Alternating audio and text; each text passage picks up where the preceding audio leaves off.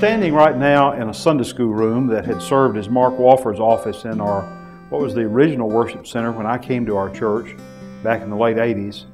This room is about where the front pew of that worship center was. And on that pew, I remember children and young people sitting, and in many cases seeing them move from that pew to the altar to receive Christ.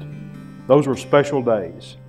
But there came a day when this pew and this room for worship was no longer adequate.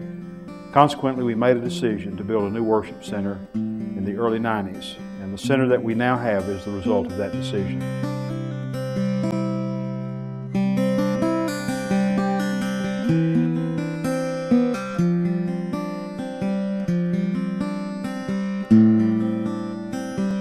I remember the early days as we were finishing this room for worship, and the conversation was being had about whether we should finish the balcony.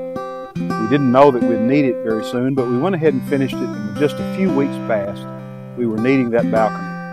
As you know, right now we're conducting 3 morning services in this room.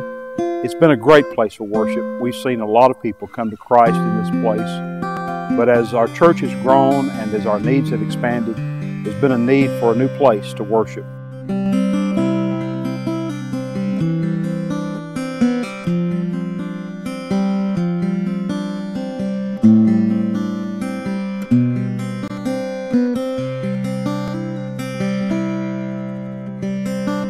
As you can see, we've made our way over to the new worship center, and I'm standing outside in the public space in one of the reception areas. You can see down the corridor here to one of the main entrances. This is an area where people will come from all over the property into the main space of the building before we go into worship. And right now it's pretty quiet in here. This has been a busy place over the last several weeks with all sorts of trades and craftsmen in here.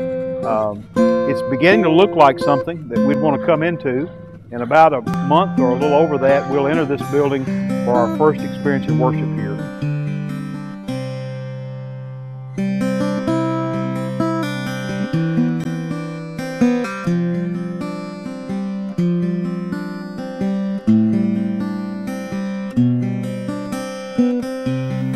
I'm standing right now in front of the new baptismal pool, and as you can see, it has a large cross overlooking the pool itself.